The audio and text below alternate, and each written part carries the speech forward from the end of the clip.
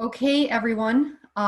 It is about 1 minute after 8 Eastern, and I'm going to get started with the introduction, and then we'll move right into the presentation. So I just wanted to thank everyone for joining us on today's webinar. My name is Terry Capriolo, and I am the Director of Sales for nSequence. I am here today with our featured speaker, Bart Knellinger from Progressive Dental, who I will introduce soon. We are very pleased to offer you this complimentary webinar this evening, which is being co-sponsored by nSequence and Progressive Dental.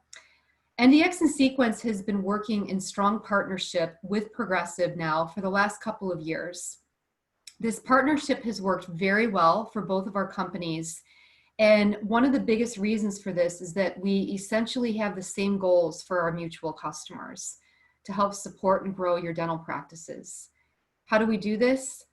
Well, nSequence is the arm that helps provide the clinical pathway for a fully guided, full arch digital solution for your patient. And Progressive Dental is the arm that provides total dental practice growth and a suite of outstanding dental marketing services.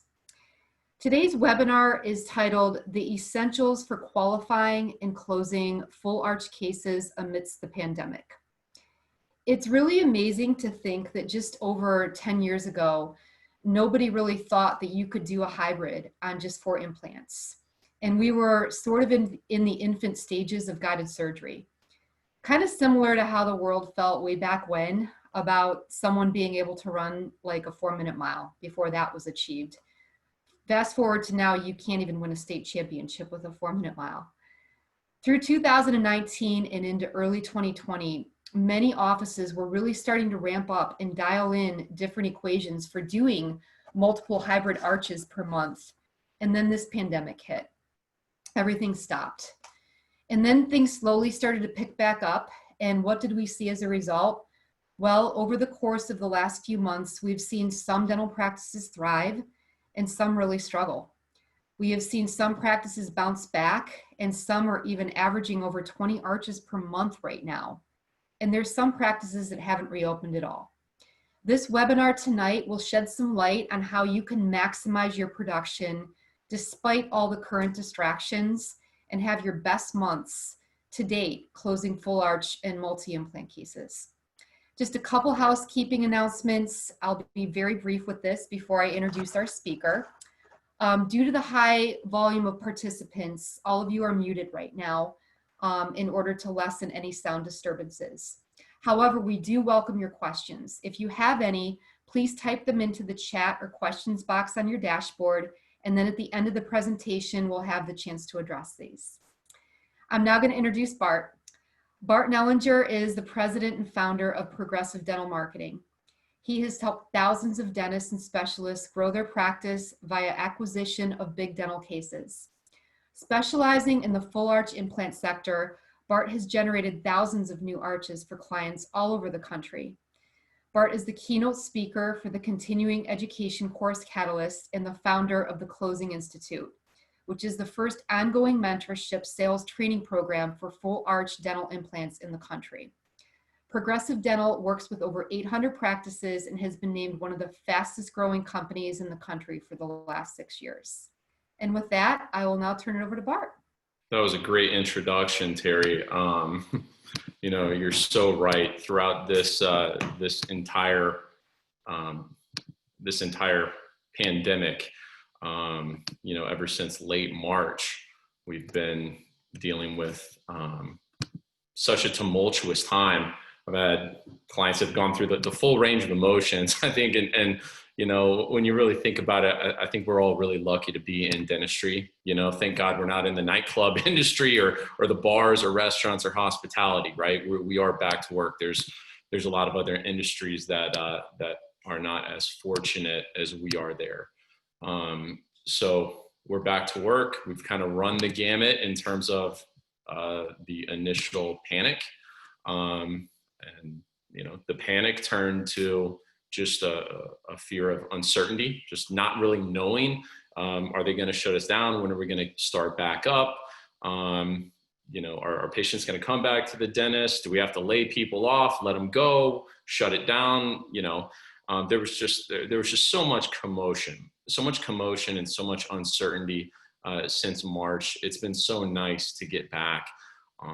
So today I'd really like to, I'm really excited to share with all of you guys kind of what I've seen just from having close to 800 customers all over the country, small markets, mid markets, major markets, what we've seen, what has been working, what has not worked. I can tell you, I've seen the full spectrum. I've seen the full spectrum, like Terry alluded to, doctors that still aren't back open, or if they are, it's in very limited capacity, to the other side of the spectrum where we've got clients that are having the best months they've ever had with big cases. We've got multiple clients that are averaging over 15 arches a month right now in this market. And it's crazy because some of the markets, I'll have a client that's saying, hey, no one's ready to come in. People just aren't ready for this yet. They're not ready. We've got another doctor in the same market that's doing 15 arches. So we've seen some very, very, very interesting results.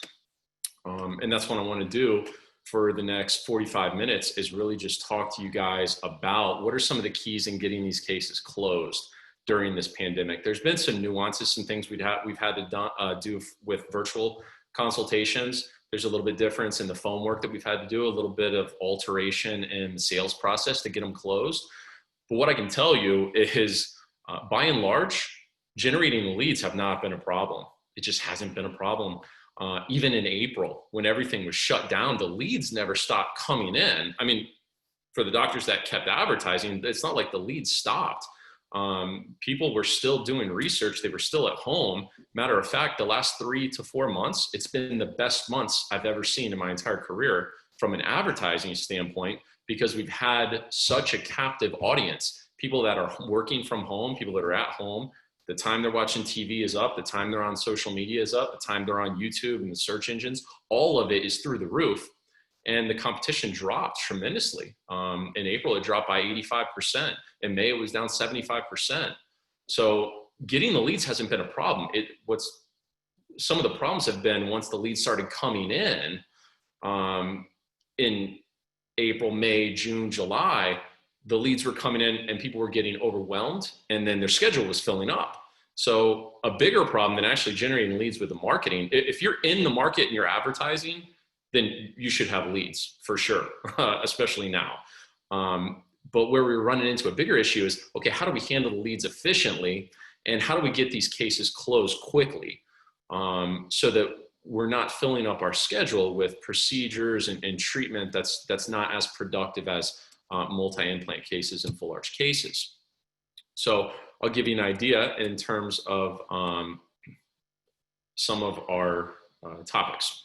So I'll give you a little bit of idea of general observation on the market. We'll talk about some unique obstacles that my clients have been going through and some things that we've had to overcome. I'll talk to you about how it's very important to be able to qualify and triage the leads and create a process for that. The last thing we want is to generate a bunch of leads and schedule a bunch of appointments and have to deal with a lot of no-shows, or we have to deal with spending an hour and a half or 2 hours with a patient that has absolutely no ability to pay for this treatment. The pre-qualifying and triage is absolutely critical right now to know how to do it and do it quickly. I'll talk a little bit about selling versus negotiating, because a lot of the patients that we're seeing that are calling right now, specifically for full arch, they're mainly second opinions in a lot of markets, especially the more competitive ones. They've already had treatment plans and they've got a lot of price questions. They don't necessarily need to be sold on this is the right thing for you. I think they've already made up their mind. They're more in a negotiation type of a phase. And I see sales get botched because we just don't understand how to negotiate with people on a daily basis, hundreds of them. It's a real problem. I'll talk to you a little bit on how we can use some bundles to show value and show how these people are going to get a really, really good deal on the implants. And I'll show you how to close this on the first consultation. There's a couple things that have been happening that for no reason are taking a consultation, and we're bringing the patient back to get a CT scan, or we're bringing them back to get them financing, and we're just bringing them back for things that all should have been done on the very first consultation or the very first appointment. So those are some of the topics we're going to go through. And my goal is just to give you a 10,000-foot view of these things. It's a lot of information, so I can't go into extreme detail on all of it. But there's going to be more than enough information and more than enough ideas here for you guys to implement some of these things immediately. And these are, I'm not making up any of that. These are all the things that our successful clients are doing, and all the things that our clients that are struggling are struggling with, or all of these items. So here's a couple of things that we've seen and that I've seen personally since all of this started. I think that we've seen a general apprehension in regards to dental procedures at first when everything started. We didn't see a reduction in leads, but we saw a reduction in the amount of people that would actually come into the dentist or go in to see the surgeon. And I'm talking at the end of March and April when everything first happened. So right off the bat, people were kind of nervous and wary about going out, but it certainly didn't prevent them from going online. I think that grew into kind of a pent up and growing demand for services, whether it be the barbershop or the dentist. There was about 6 to 8 weeks where people really weren't going out for almost any reason. When people started going out more, there was a big pent up demand. So a lot of businesses kind of got a big rush after that. The online research for dentistry and dental procedures was up exponentially during the pandemic. It's never been as high as it is. And I think that's just because people they're not in their same routines. They have more downtime, and they have had more downtime than they've ever had. People are still picking up the phone and calling, and they were still sending in inquiries. The challenge was, okay, we're getting leads, but we're not here to actually take the consultations. So how do we maintain dialogue? And that's where I was telling all of my people, listen, fine, lay off everybody, but don't lay off whoever answers the phone and the treatment coordinator. Keep those two, because who's going to handle the leads, right? And most of them, the solution was, we're not going to handle leads, right? Pause the advertising. So we probably paused advertising for maybe 70% of our customers during the month of April. So they weren't advertising at all. Now, 30% that had people answering the phone, there was absolutely nobody else to talk to in the markets. So people that were doing virtual consultations and they were taking phone calls, a lot of the phone calls you get and the information patients want, they just want to know, all right, what are some of the options? What is the ballpark pricing? I want to see if this is realistic for me. I've been thinking about it, just trying to get all this stuff together. I mean, it's a conversation that you can have, a very easy conversation to have over the phone. But really during the height of the pandemic, just being available and willing to take a phone call was enough to get a ton of patients on the schedule. The fact of the matter is most people didn't do that though. I say all the time, I don't care what happens, you never stop selling, never stop being available for your customers, never stop talking to them, never stop selling, always. Forget everything else. Everything else can wait, but you never stop that, because it's just going to take you 2, 3, 4 times longer to catch back up from that downtime. I've also seen with the advertising that functional surgeries came back much faster, and patients, actually during the height of the pandemic, there were patients begging doctors like, look, I need this done. Is this something that you can't do? Look, let's keep it between us. Let's just do it. I mean, they were that eager to get it done because it's a functional surgery, implants. I mean, they want their teeth. They want to be able to eat. And some of these patients had it scheduled, and it's just like, oh, I don't know when we can get to you now. So it was much different than some of our doctors that were high in aesthetic practices and were marketing cosmetics. We've seen that be much slower to come back and more challenging to generate leads.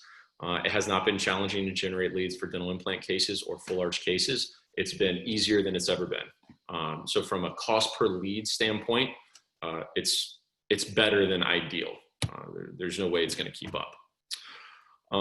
We saw that people were willing to change their clinicians during the pandemic based on availability to get dental implants, where they had a regular dentist, but the regular dentist isn't there, and we are.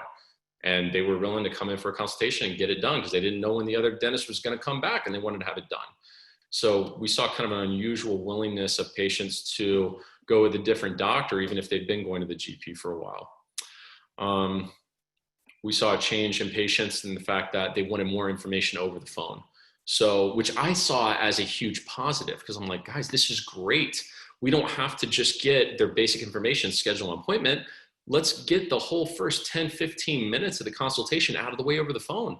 Let's figure out what their pain points are. Let's figure out their need. Let's figure out what their vision is, build some rapport. Let's get the sale going right over the phone.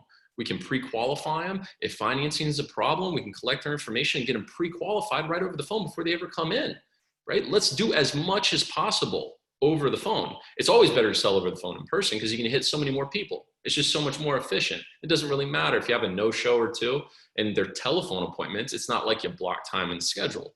So that's something I've always been trying to get my clients to do, is to do more over the phone to cut down on the no-show rate. There's no no-show. I mean, they call you. So you have them on the phone right now. Let's get as much as we possibly can. And what you find out is the more you get, the less likely they are to no-show in the first place.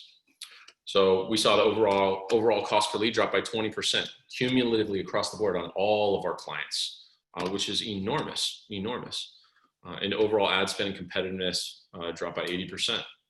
So you've got the most captive audience we've ever had with advertising that costs the least. Pretty wild. But even with all that, I still had 75% of my clients pause their budget, right? It's just like what we all probably know and knew at the time, at the end of March, when the stock market went to nothing, how many of us bought as much stock as we should have? I didn't. I should have bought more. I knew to buy more. I bought a lot, but I should have bought a lot more. It's like, it went down so low. The only thing that holds you back is that little bit of uncertainty going, yeah, but dang, what if it doesn't come back for a while? It always does. We've seen it a million times. So I see the same thing with advertising as we did in the stock market. From the doctor's psychology point of view, I spoke with so many doctors throughout this period. And I think for the most part, in general, a lot of the business decisions that are being made were being made out of uncertainty and fear. And a lot of what I was hearing was, yeah, well, we're going to kind of pause this and wait here, and we kind of furloughed people. And we're just going to kind of wait and see what happens. And that was the kind of the consensus of kind of wait and see. We saw that there's a general belief that the patients are going to be slow to return, or the dentists were going to be slow to get back. And most of the business decisions were focused on cutting costs and preserving cash.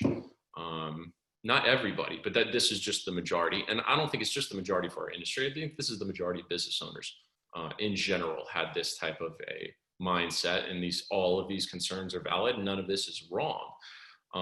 It just puts you in a position of neutral as opposed to playing offense and being aggressive. And I think there are a million examples to show all of us that when you have a tumultuous market and a lot of volatility and a lot of uncertainty, those are always the best times to be aggressive in business, regardless of what business that you're in. And the last 4 months just proved that to me again, with the doctors that were advertising, and I had doctors increase their advertising budgets. And we've seen doctors that have never done over 10 never done over 10 arches in a month get to 25 and 30 arches in a month. Actually did a case study on a webinar 3 weeks ago with BioHorizons on a practice that's doing 30 arches a month. So we've seen, again, from all spectrums. I'll show you a couple of these different obstacles, okay? So again, I'm gonna hit the high nails for you, okay? So the high nails here, as far as the things I'm gonna talk to you about today that you can implement that are gonna help you tomorrow.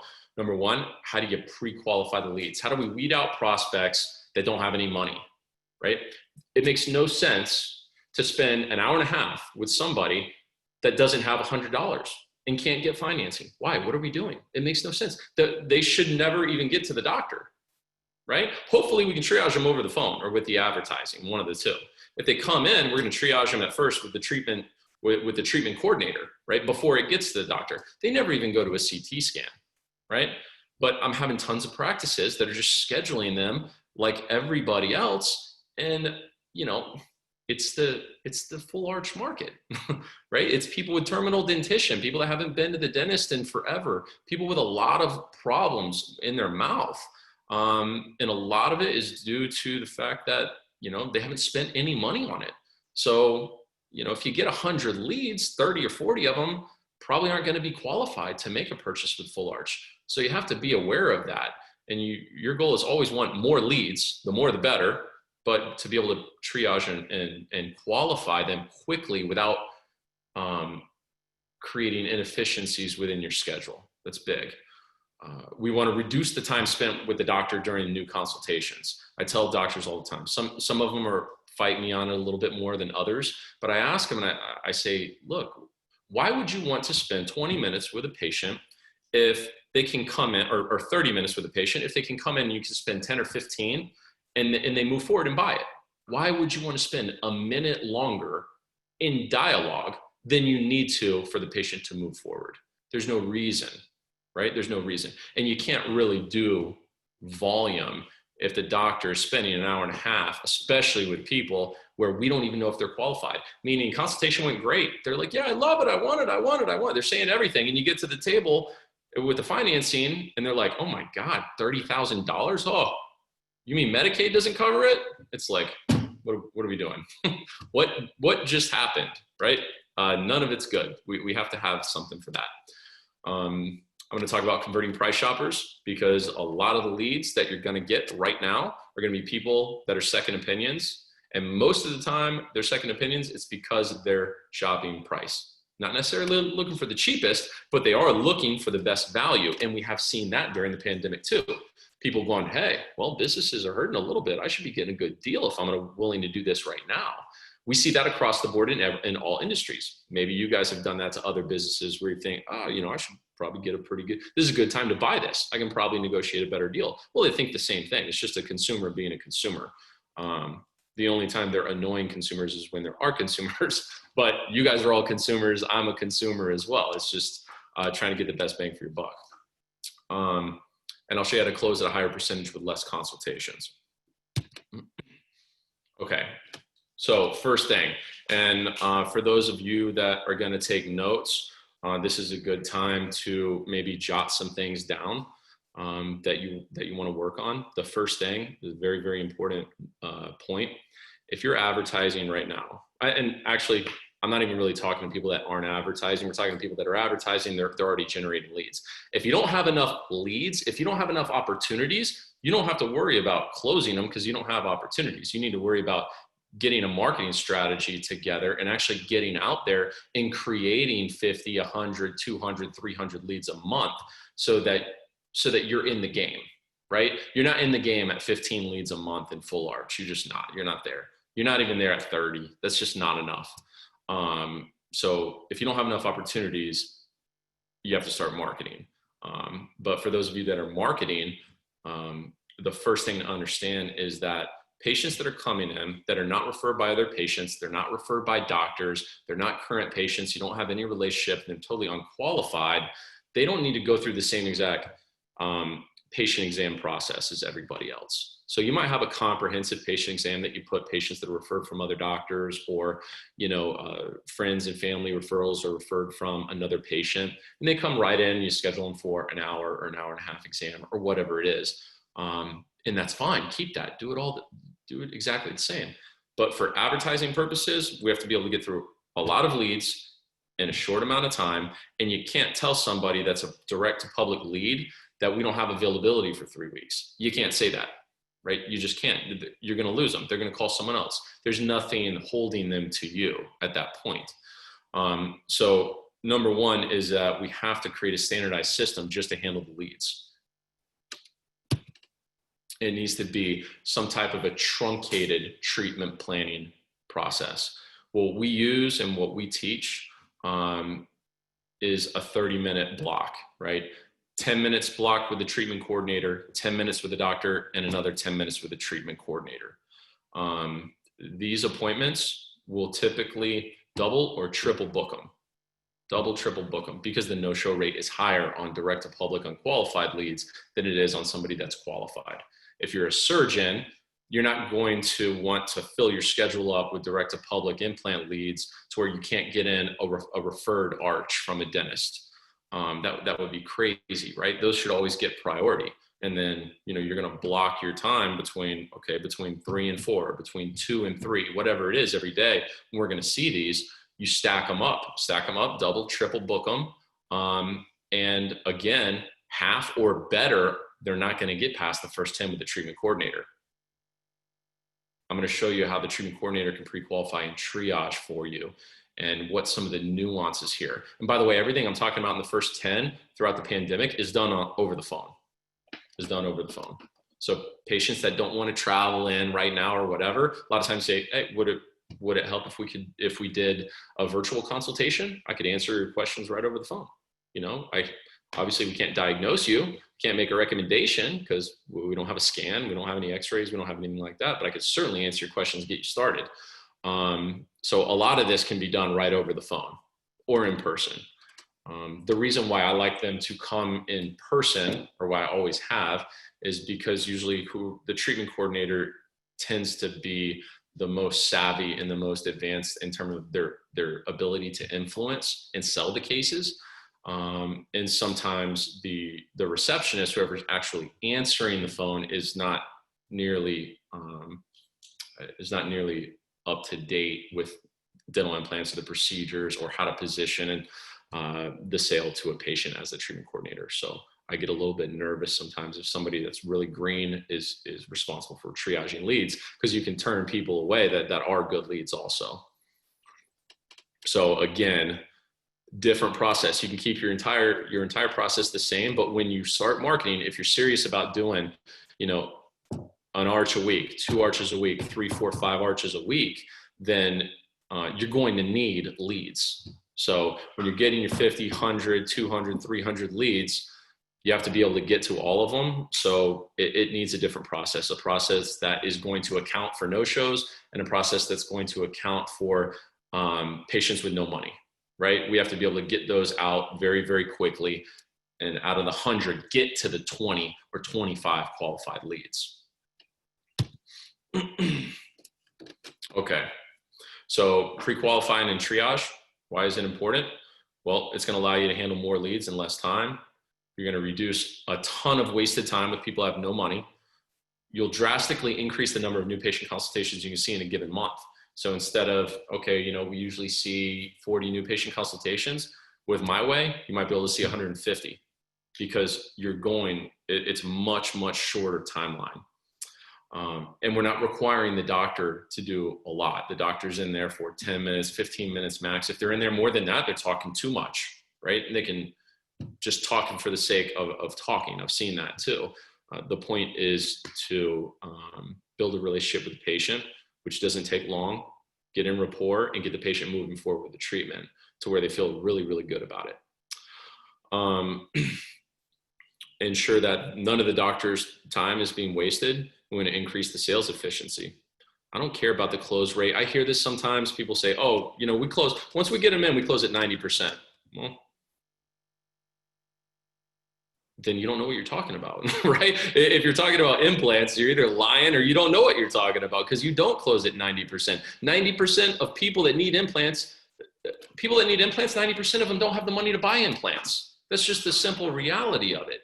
So it's not like I'm going, hey, you need to be closing at 75 or 80%. I don't care, right? I mean, is the close percentage important? Yeah, it's not as important as the efficiency, right? Because if I have somebody, a practice, even if they're not the strongest in terms of closing, but they're very efficient and they're disciplined and they follow the protocol, then they can get through so many more leads than another practice does. They still wind up ahead of the game every single time. So how do we pre-qualify? There's a couple different ways that we do this. So usually when we're advertising, we'll try to pre-qualify with advertising. If we're running ads, for instance, there's basically 2 main markets to this full arch. There's people that are looking for the best doctor and the best protocol, and they don't care about the price. They're just looking to go have the best. They're more concerned with someone screwing it up, and they're like, I'd rather pay a premium, and just have it done right, and that's it. And then there's another market that is going, okay, well, there seems to be quite a few people that do this. There's quite a few of these people that look competent. I need to get a little bit better deal. I need to make sure I'm getting better bang for my buck, right? So if we're running ads and we're targeting people that are price shopping, they're searching price or cost, then a lot of times for those specific ads for patients searching those keyword terms, you can qualify them out with ballpark pricing right on the advertising, which we've done in certain markets where we're getting so many leads. We're like, man, let's triage them out a little bit. Let's at least let's put a real number on here so people aren't calling in thinking it's $200 or $300. So we try to triage those people out, triage them with language like Medicare doesn't cover it, right? It's outside of insurance, it's fee for service, things like that. So we can qualify with the advertising. We can qualify with form fills, long format form fills, where a patient might fill something like this out, right? Are you a candidate for dental implants? Answer this to get pricing and financing options, what treatment options are available for you. And then we might put them through a 15 or 16 or 17 point form that will give us a lot of information about their current state, what the pain points are, what they're looking for. Is price one of their major concerns? If it is, are they interested in financing? If they are, what is their current credit score? We can get a lot more information on long tail forms, again, to weed people out and try to better pre-qualify the lead before they actually come in. This is some of the stuff that should be done during the marketing. Also, when the patient does come in, we want to make sure we're getting a patient intake form specifically for these implant patients. You know, you want the treatment coordinator to have this before they actually walk in. You don't want to have to ask these questions to a patient because sometimes the answers take way too long. They're big open-ended questions, right? What are your main dental concerns? What brings you in today? We should already have that information before the treatment coordinator sits down with the patient. How are these concerns impacting your life on a day-to-day basis? Again, they fill this stuff out in the lobby. What are the most important factors or questions you want clarity on prior to making a decision to move forward? Are you the primary decision maker for dental or healthcare decisions? And basically, is this a second opinion? Do you already have another treatment plan? So these are all questions you don't want to have to find out. If you ask these questions to a patient, it could take 10 minutes or more in and of itself just to get the answers. So you want to already have the answers so that you can just ask the patient to elaborate on certain things instead of starting from scratch. And again, it's going to help you pre-qualify. If they put, you know, for the third question, what are the most important factors you want clarity on? If they put price, right? In big, bold exclamation marks, then you know we're going to talk about price immediately, right? This patient has a number in their head that they're trying to stay within. I need to figure out what that number is. You're going to go there immediately with them. There's no reason to put it off. So this is counterintuitive to what a lot of other people in dentistry teach in terms of handling leads, when they always say, never quote price, don't talk about price, deflect it, get them in, do the consultation, build the value, and then talk about the price. We don't have time for that here. We just don't have time. That's just not, it's not an efficient use of your time. If they want to talk about price, let's talk about price. What's the big deal? We do it in every other industry. We have too many dental implant leads to get through to do it the old way. And there's just no reason to spend an hour and a half with somebody that, you know, thinks that it's going to cost $100. How and when to triage. Okay, so after we qualify, the patient's in the room, we know a little bit about them, the treatment coordinator's going through the first 10, how and when do we triage? I don't personally think with dental implant leads that it's necessary to triage without the patient prompting us to triage. I think that can come off a little bit presumptuous and a little pushy.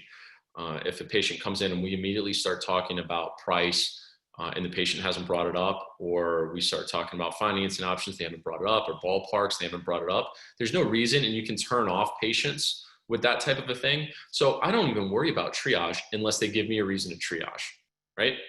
So if the patient is concerned about price or says price is their number one concern, or I want to know how much it costs, or I want to make sure that I'm in the ballpark, you know, or I really need to be able to get financing, If they're talking about any of that, then we want to be able to have the conversation triage and make sure that they are on the same planet as us, right? That's what I'm trying to figure out. I'm trying to figure out, are they on Earth with me, or as far as their expectation or not? So we'll start triaging, right? And remember with the triage, I'll give you a couple examples. I can't go into so much depth here just because of time, but a lot of times I tell them, look, you're not gonna have to worry about triage, because if price is a huge concern, the patient is going to tell you.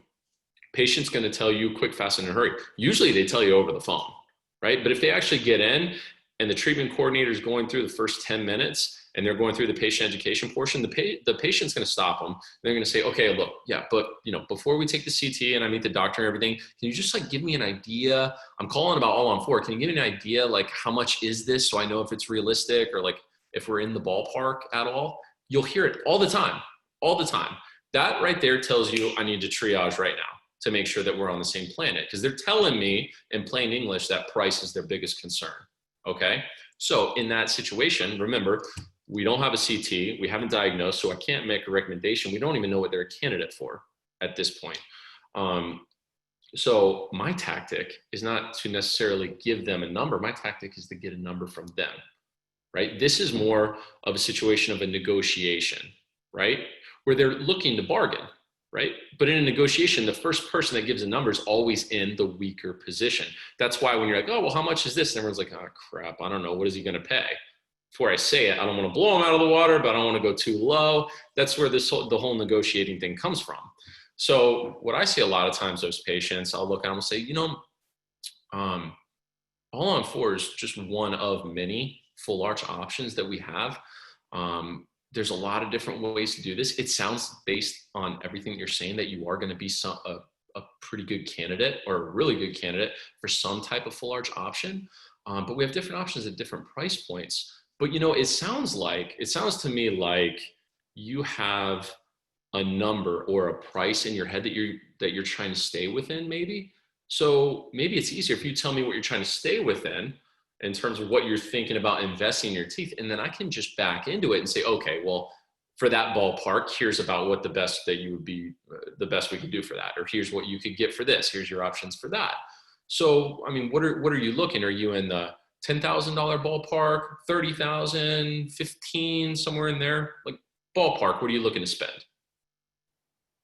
They'll give you an answer, and then we got them. If they give you a real number is anything over 7. Anything over $7,000, we're going to move forward with this sale, because they're lying, right? If they say 7, that at minimum means 12 or 13 at the very minimum, but it probably means 15 to 20, right?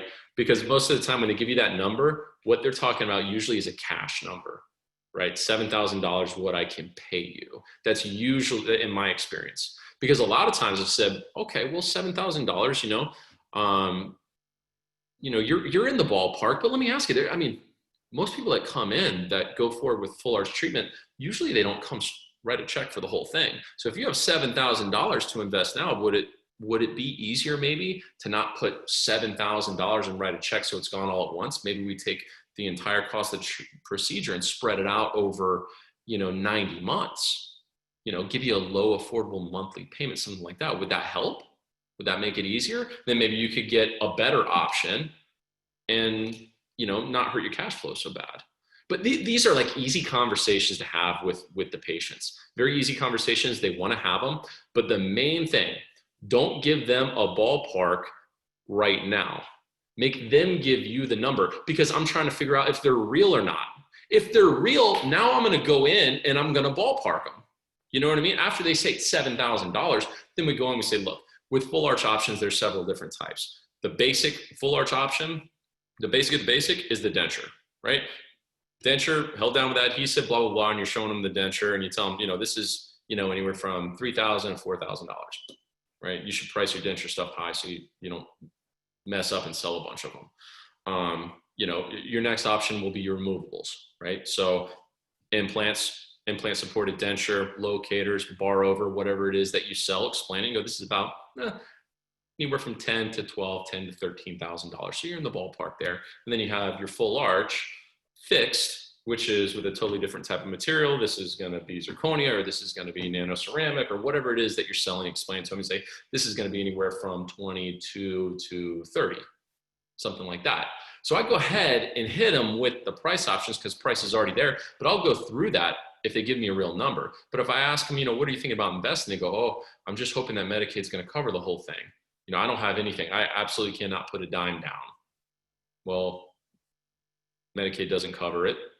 If you can't put a dime down, then we better see what you're pre-approved for financing. And I will immediately go straight to proceed, open it up, take their information, and see if they're pre-qualified, because they're telling me, again, in plain English, they don't have money to pay for it. So if I can't get them financed, then why move forward? They're not going to be able to do it.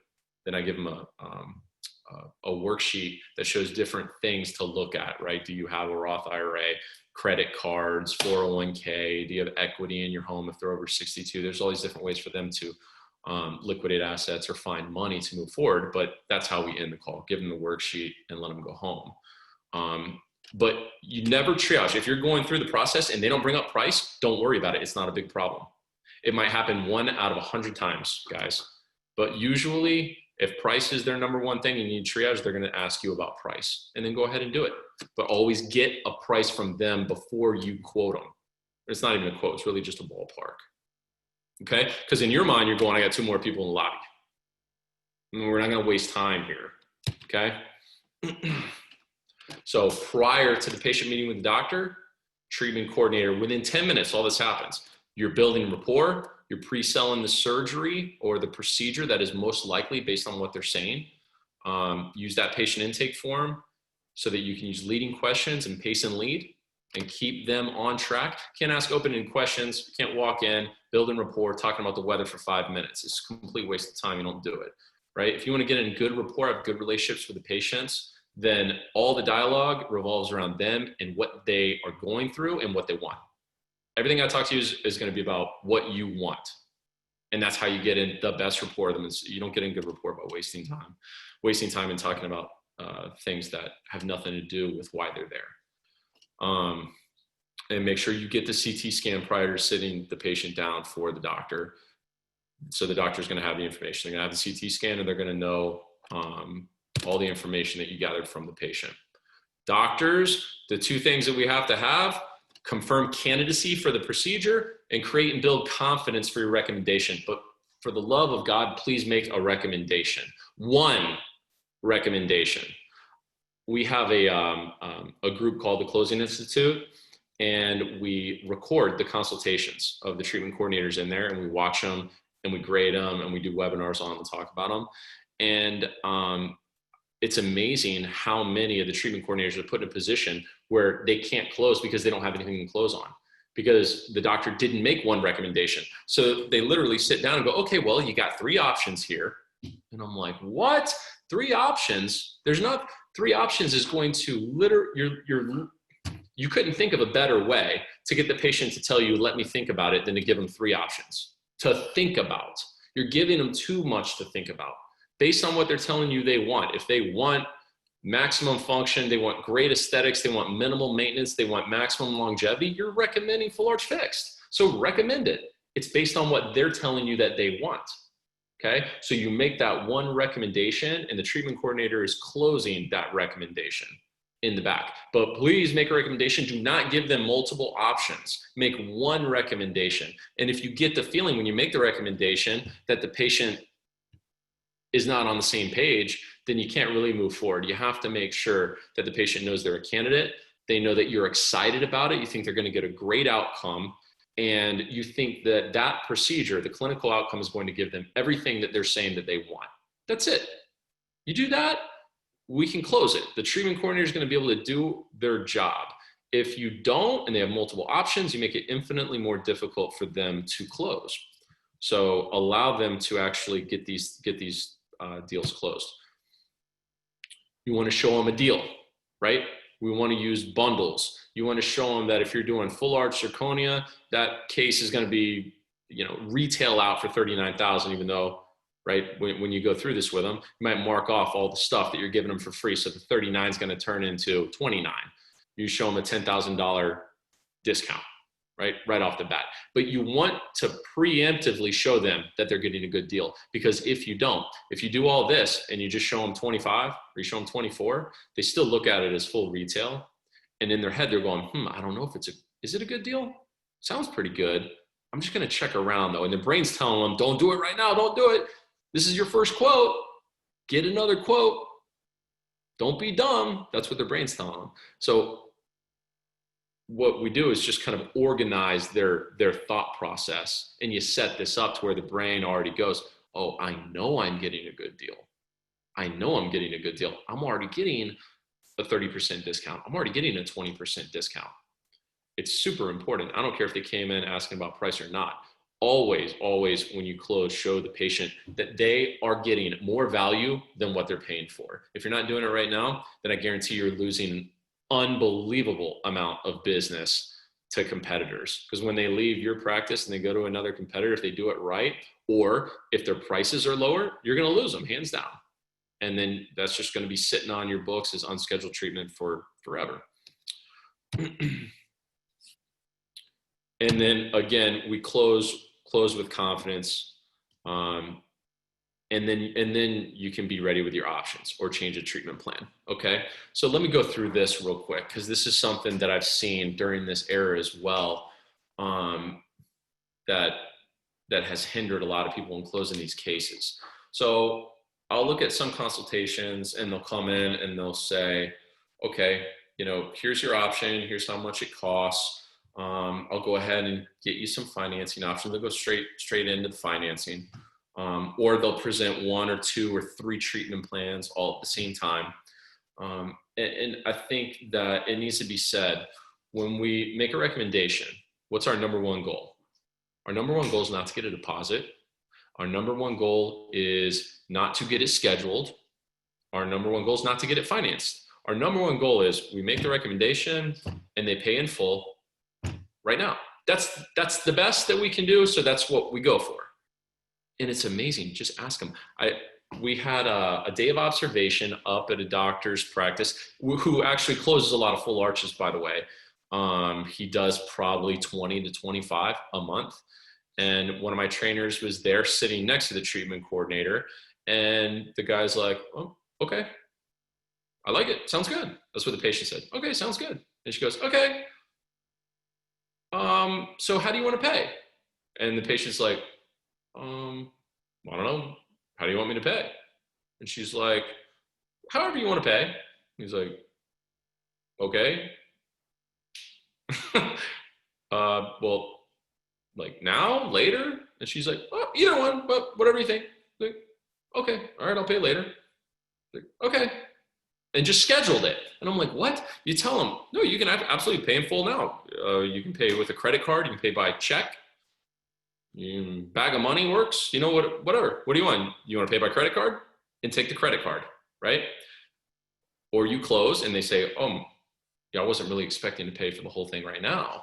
Say, oh, okay. Well, would it help if you took the amount, if you spread it out over time so you didn't have to pay for it in one lump sum? Would it help to spread it out over a couple months?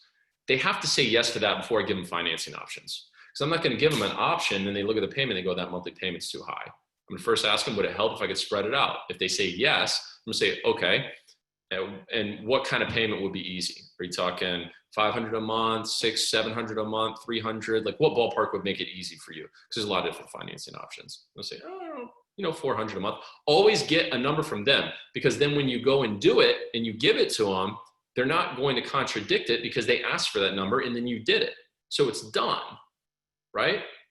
But we don't lead in with financing, right? If they can't get financing, then sometimes you scale the treatment, right? If it's a dollar amount thing, they can't pay the 25, but they can do 15 and they can't get finance for the rest, then scale into the treatment, do the surgery and the provisional, 15,000, collect it, close it, guarantee it for 18 months. 18 months later, come back, sell them the final.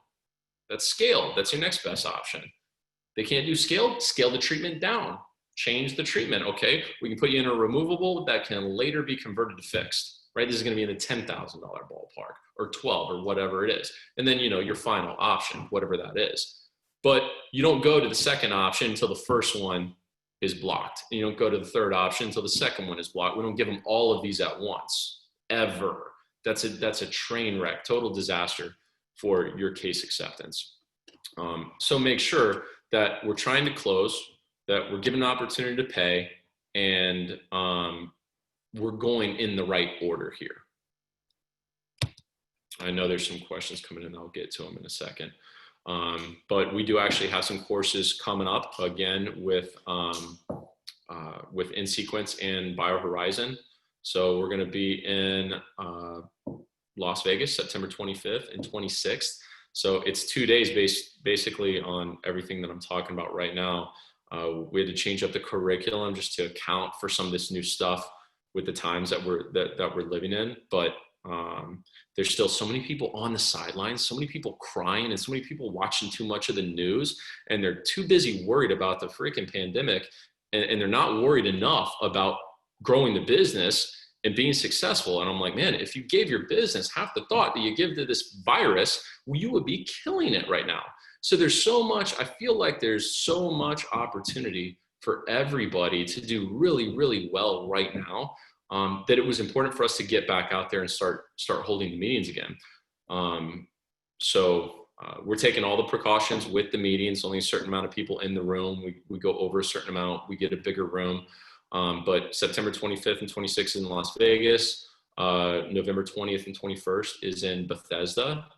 You guys can register on boostfullarchcases.com, and you can always go to our website, progressivedentalmarketing.com, to find out more information as well. So I can take some questions as well. Terry, are you there? I am here. Yes, that was awesome. Great job. Thank you so much.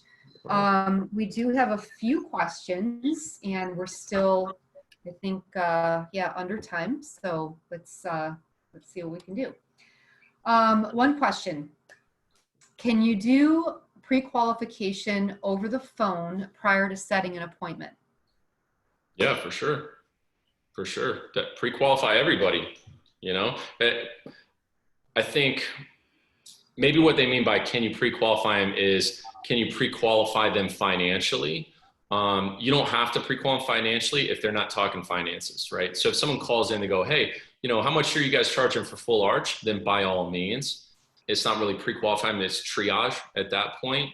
But if they call in, they just say, hey, I'm interested in learning about All-on-4, I'd like to schedule an appointment, then pre-qualify them by figuring out their pain points, figuring out what they want, what their trigger points are, building a relationship, spend a little bit of time with that person.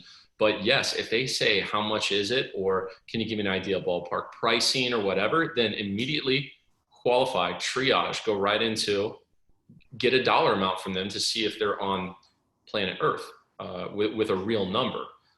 But try to resist just quoting prices. Try to resist that. Still have to figure out if they're in the full arch realm or not. And we still have to figure out what numbers in their head, like what do you think it is? What are you comfortable paying? So immediately we say, as far as full arch options, it's not like we have just one thing. We do a lot of different types of full arch treatment modalities that are all at different price points. But it sounds to me like you may have a number in your head that you're trying to stay within. Is that right? Like you have a number that you're willing to spend and you're trying to find something under that? Well, if that's the case, maybe it's easier if we just work backwards. Tell me what you want to spend and the number you want to stay within, and I'll tell you what your options will be for that ballpark, because we have multiple options. Is that fair? And they'll answer you. They'll give you a number, and then you're in the driver's seat. And it's a great way to stay in control of the call and the dialogue, because that's where everything goes wrong. Is they're in control the whole time. Hey, how much do you charge for this? You don't even know their name yet, right? And right off the bat, you're on your heels. They're pacing and leading, and we never really get control of the call. Perfect. Next question: how do you handle the question when a patient wants to use insurance? Obviously you can opt out, but if they want to use it and you're contracted, how do you handle that? For a full arch case, how do I handle it? Yeah. I say, no problem. You know, your insurance is going to max out at $2,500. So how about we make it easy? I'll take $2,500 off the top. So, you know, it was $25,000 and I'm going to take $2,500 right off that. Bam, I just write it off. And then send it out and see if I get reimbursed, or just write it off. You're not going to, if you've got somebody that's in front of you and they're qualified, if you lose a $25,000 sale over $2,500, it's going to cost you more than $2,500 to advertise, answer the phone, do another consultation just to get right back in the same seat. It's going to cost you $2,500 to let them walk out. So the bigger the case, the more room to negotiate you have, because the bigger the margins. So I'm not going to lose anybody over an insurance, because it's silly. It's so far over and above the insurance max that it doesn't matter. I'm not going to lose anyone over something crazy like the financing interest rates. Some people you'll send out to finance and go, oh my God, that interest rate's horrible. That's 8%. I'm not paying 8%. I'll get great credit. You say, okay, yeah, I understand that. Yeah. Sometimes these things are just standards, a little bit higher, obviously, because it's unsecured. You know, you don't have to put documents, it's stated income, stuff like that. But let me ask you, I mean, I know you've got good credit, you know, you've got good credit. What type of interest rate would you be happy paying? What would be a no-brainer? Is it, I don't know. I mean, I would be like 4% would be reasonable. Okay, but I take 4% right off the top of the price, give them the 4% off and go get it signed. Because it's too big of a deal to lose over that much money. For every single arch, in terms of advertising costs that you do, you're looking anywhere between my clients that close the best, $1,000 to $1,500 an arch, to my clients that are average closers, $2,000 to $3,000, to clients that really struggle with lead management and closing the deals, that could be $3,500, $4,000 per arch. So you can't lose $25,000, $30,000 over, you know, $1,500. That's crazy. So the treatment coordinator has to have a certain amount of negotiation wiggle room for situations like that, because I'm not going to spend time going back and forth over insurance. They have it in their head, just show it to them. And that's why it's also good to start your prices at retail and then come down. So they already see they're getting a great deal. If someone already sees they're getting 20, 30% off, they're less likely to ask for a discount, you know, but the insurance thing is just another way to ask for a discount. Great. On that treatment coordinator topic, this doctor, I have a new treatment coordinator. What would you recommend the best way to train her? Currently, I'm presenting everything myself. Well, man, he's going to be really happy to have a treatment coordinator. He's presenting price himself, the doctor? Mm-hmm. Wow. Well, you can never do that. That never works at scale. You know, it works for very, very small, low volume type of practices, but to really grow and to really do well, the doctor is the primary revenue engine, right? They need to be in the operatory doing as much production as they can for the hours that they have, right? And you want the treatment coordinator to be available to do the relationship building, the selling, the financial planning, the closing, the following up with spouses, all that stuff has got to be taken off of your plate. How do you train her? It's sales training. It's sales training. I think the first step that would be the absolute best that you could go to would be one of our courses, one of our full arch symposiums, those 2-day courses in Las Vegas or Bethesda. And then the next best thing that to that would be our program for the Closing Institute, where we actually mentor the treatment coordinators, and we work with them every single month. We record their consultations and we teach them how to sell. The simple fact of the matter is that, you know, the vast majority of treatment coordinators that exist in dentistry do not have a sales background. They just don't. They've never cold called before. They don't understand a lot of the things that we're talking about. They're more clinical by nature and much less in terms of their ability to influence. So a lot of my practices that are really, really good and really successful, when you peel back everything, they're really good and successful because the doctor is charismatic and the doctor knows how to sell. Not that they've ever been trained on it. They just happen to be a natural and very confident in what it is that they're presenting. And by the time the patient's done with the doctor, they're either in or they're out. That's it.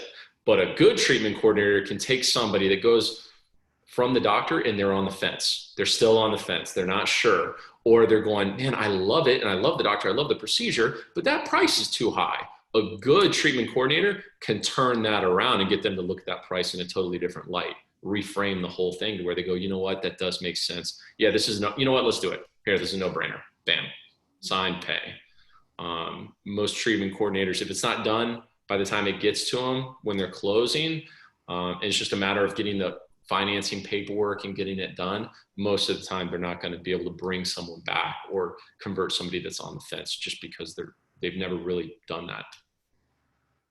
Okay. Couple more questions because we're right at the hour point here. Couple of people have asked, how can you convince a patient, or how would you like be able to differentiate your private practice versus a larger implant center like ClearChoice, and convince the patient to see you versus the larger implant center? Well, there could be a number of different ways. So if we're competing against ClearChoice, what are some of your advantages? What do you have that ClearChoice doesn't have? I'll give you a ton of examples, but one things that a lot of my practices have that ClearChoice doesn't have is the fact that after the procedure, the patient has a place to come back to, right? They have a place and a doctor that's going to see them and help maintain them, and a doctor that's going to warranty their work and stand behind their work. There's also doctors that have a lot more flexibility, right? ClearChoice is not really set up to do removables. They've kind of caught on to the scaling into treatment thing because we kicked their butts for so long with that. So because they were just so set on selling one thing that sometimes our advantage would just be our flexibility, right? I mean, hey, do we do all on 4 fix? Absolutely. But we offer different full arch treatment modalities at different price points, right? We have a removable option. We have a way to get into fixed and stay in the provisional to make it more affordable and then do the final later. We're just being more flexible with your pricing is a huge advantage that you can have, or the actual pricing. If you want to be competitive with them in pricing, you don't want to be $7,000 or $8,000 above them unless we have a different message for that. You want to be competitive because it's better to take a little bit less on every deal and do more volume because of the profit margin per case. So they have issues with maintenance. They have issues with versatility and diversity in terms of their pricing and their offerings, their service offerings. And they have kind of a negative connotation with corporate dentistry too, to overcome. Some people don't want to go and spend that kind of money at a big corporation. They'd rather go with somebody that's been there, that's established, that's not going anywhere, and that's, one doctor. They like the smaller type of a thing. What they do have is a very clear marketing message. They have an in-house lab, they have a prosthodontist, they have an oral surgeon working on the cases. This is all we do it full time, and we do it the best. So their advertising is super clear. So no matter what it is, if they're a big competitor of yours and they're in your market, that's good because they advertise so much, they raise the awareness for everybody else in your market. So there's going to be more searches. So in your mind, when you advertise, you got to go, okay, let me take a look at my system and how I'm set up. What differentiates me? They have certain technology, but they don't mention all of it. They mention the in-house lab. So maybe you have one, maybe you don't. Maybe you're an nSequence doctor and you put emphasis on that in terms of your process, right? You put emphasis on the fact that they're going to have a home, emphasis on the fact that they have a warranty, that you've been there for years and you're going to continue to be there. And then again, your price point, and be flexible. If somebody walks in and they only have $10,000 for a lot of people is still a big case. ClearChoice loses those patients all the time. They lose them all the time because they can't come up with a 25 or the 28, whatever it is they're charging in your market. So I'm not against doing removables unless we're booked with full arch fixed. Then we'll put the removables off. But until you're booked with full arch fixed, that's still a pretty big case at a different price point. And be flexible with financing options. And you'll do just fine. But you do have to think about what they have and where they're strong, and then how you're different and how we're going to position you as the superior choice or as the no-brainer. And if you have a hard time with that, then again, you go to our website, progressivedentalmarketing.com, ask for me, ask for Jarrett Cora, Vice President, get a consultation, and then I can address it directly with you and come up with a marketing message and a strategy that's going to work. Perfect. So there's a bunch more questions, but just to keep with time, I think we'll just take one more, and then we can, try to connect some further follow-up on anything else. Last question, Bart, what is a realistic monthly budget for marketing, like a Google spend, for enough leads to convert into what we referred to in the introduction, 20 full arch cases completed per month? It's going to depend on your market, but a good rule of thumb are those numbers I gave you earlier. So that even if you're a stud closer and you're super efficient, it's going to cost you $1,000, $1,500 an arch. It just is. That's an average over a lot of different campaigns that I have. That's a real number for somebody that's good. Meaning that you're not doing 10 arches and spending less than $10,000 in most markets. Does it happen? Yeah, but they're more unicorns, honestly. And you'll have months where you might have a great month that kind of comes in waves, but to consistently be getting the full arch fixed cases at the 25,000 or up dollar, you're talking $1,000 to $2,000 an arch, budget that. And if you're in a big competitive market, where the clicks are going to be higher, and the cost per leads are higher, it could be a little bit more, but more so than the leads, it's going to be a question of your ability to close the leads. So if I have a doctor that is really good at managing leads and they close and they don't miss easy opportunities, they don't mess up negotiations, and they know what they're doing and they're on top of it, then sometimes the big markets are easier because you can get a lot of opportunities. Sometimes the hardest markets can be the super small markets because it's not as easy to generate that many leads in super small markets. Mid markets by far are the easiest. Your Chattanoogas of the world, that type of thing. Ocala, Florida.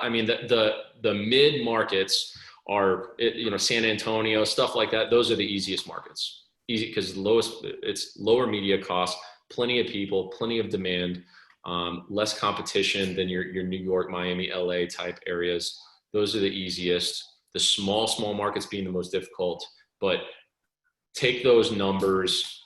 Those are real numbers. That's very realistic. If you want to do 20 arches a month consistently, you're spending about $20,000 in advertising costs, at least. Perfect. So we're getting flooded with questions right now. We're well past the hour. I want to be respectful of everyone's time, especially those on the East Coast where it's after 9 p.m. and people might have to put to bed or whatever. Where are the questions, Terry? I can't see them for some reason. Yeah. I was going to suggest that maybe they contact you guys directly. Some are coming in the question box. Some are in the chat box. Yeah, it's up to you. We can keep running through these. We're past the time. So. Well, how about, I just want to make sure I can see them. For some reason, I can't see them. And then I can just cherry pick because, if they don't have any questions, they can log off. But I want to make sure that I get to some of the important ones here. Okay. All right. We're going to keep going. I see it. You got it now? We'll keep going. If you want to stay on, you can stay on. If you have a question and want it answered, we'll get to it. So patient only got approved $5,000 from financing, but the treatment is $25,000. What would you suggest? Okay, say that one more time, Terry, sorry. The patient only got approved for $5,000 from financing, but the treatment plan is for $25,000. What would you suggest? Well, we have to come up with $20,000. So they got approved. Well, my first question, right, would be they got approved from $5,000 from who? Right? So in the financing world, there are two major players for big case financing. One is Proceed Finance. They specialize in loaning large dollar amounts. The other is Green Sky. If you don't have Green Sky and you don't have Proceed and you're not signed up with them, then you're not going to get very many people financed here. So the first question is who approved them? If you got it approved with Care Credit for 5,000, immediately submit to others. And sometimes I'll get 10 from Green Sky and I'll get 15 from Proceed. You'll get 5 from Care Credit. I'll use 3 if I have to, right? But the first thing is use other financing sources. But let's just say that you did all of that, you exhausted everything, and you only got them approved with Proceed, and they only approved them for 5,000, which would be highly unlikely. But let's just say that's the case. So the next thing is you tell them, hey, I was able to get you approved for 5,000. Let's run through some options to figure out how much more we can come up with. But in your head, you know, based on who you're talking to, you're going, what's the likelihood of them coming up with 20, right? Because pricing is a big concern of theirs. In your head, you're already thinking, I'm going to have to probably figure out a scaled option, or we might have to be willing to change the treatment plan, right? If they can come up with another 5, right? And even if they don't have 5, if they have $2,500 that they can put on a credit card, I'd say $2,500 now, $2,500 next month. As soon as that next $2,500 clears, we booked a case and I do a removable for 10.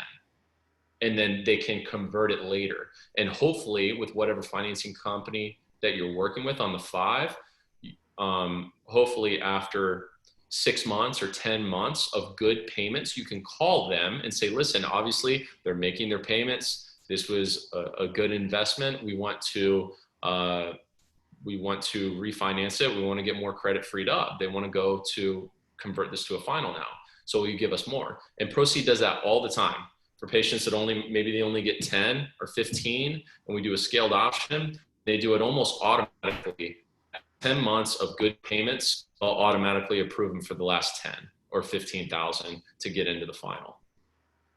Okay, great.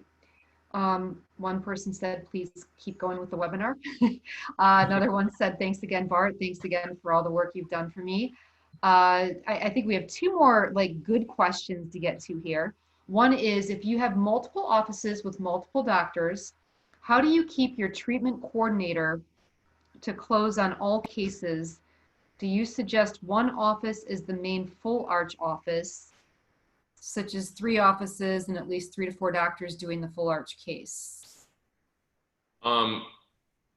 If you have multiple offices with multiple doctors, what she's saying is the multiple doctors are all placing implants.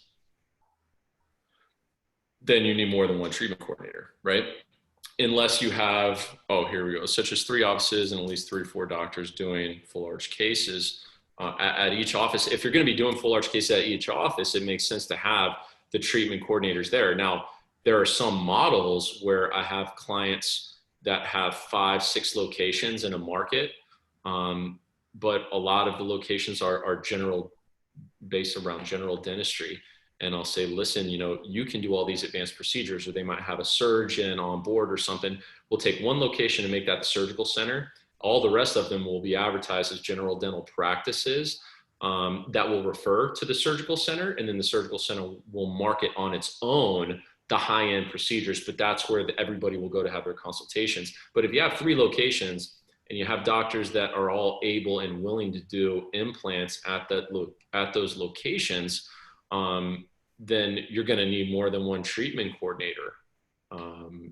So you want to go ahead and start looking, hire one so she can sit with the treatment coordinator. And then the doctors are going to love it. The doctors are going to love having their own treatment coordinators, and it's only going to improve their efficiency and drastically increase the production.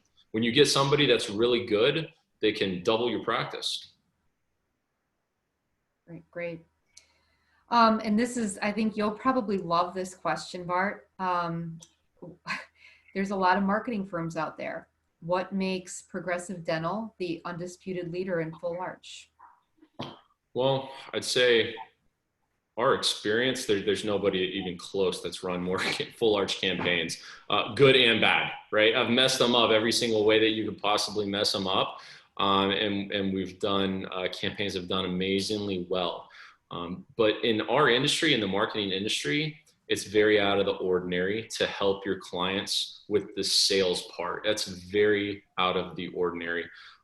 Usually the motto in marketing is, hey, look, dude, our job is to advertise and get the leads. Once the phone rings and once we have that conversion, we did our job. Now it's your problem, and that's kind of mentality. I never subscribed to that because to me, it's irrelevant, right? If my clients, even if we do a great job with the advertising, if they don't make money, they're going to fire us. If they don't make money, eventually they're not going to pay us anymore. So it makes no difference who's right and who's wrong. The simple fact of the matter is they're hiring us to help make them money.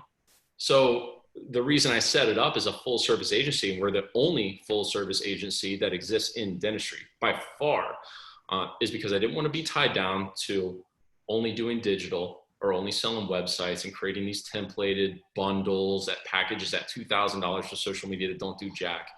And I didn't want to be tied down to just doing consulting. I saw that very early on that the best way to grow a practice that made my clients the happiest wasn't to just flood them with new patients. It was to get them big cases. They can run a business that's 2, 3, 4 times larger in terms of revenue. That's 2, 3, 4 times more profitable in the same amount of working the same amount of hours or less.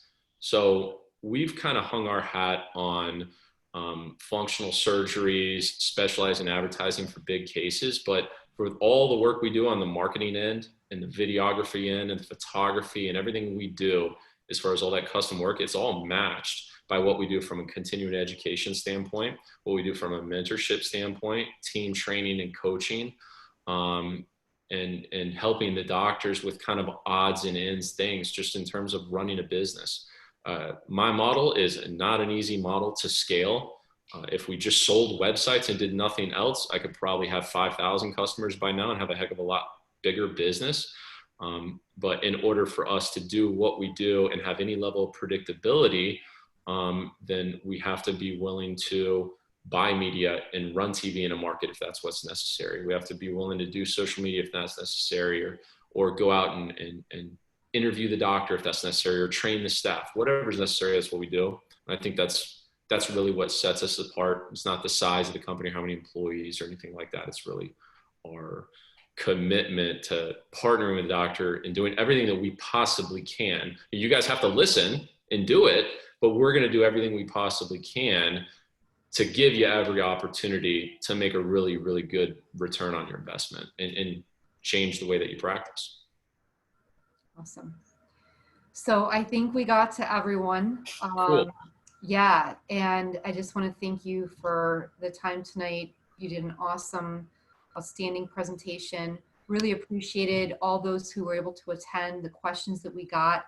If you think of anything after this call, please, this was not a technical presentation. We didn't talk about anything technical and sequence-wise, but if you do have anything that you'd like to contact our team about, please hit our website, nSequence.com, contact us, and we'll get right to you. Please feel free to follow up with Progressive Dental. These courses that they have up here, we are also co-sponsors of these courses. They are up on our website as well. We're very optimistic that we're going to be able to do in-person, meetings of sorts for these upcoming education events. So we hope to see you soon, and wishing you all continued health and safety. And, thank you. Bart, do you have any final thoughts? No, I really appreciate it, Terry. Thanks. It was so much fun.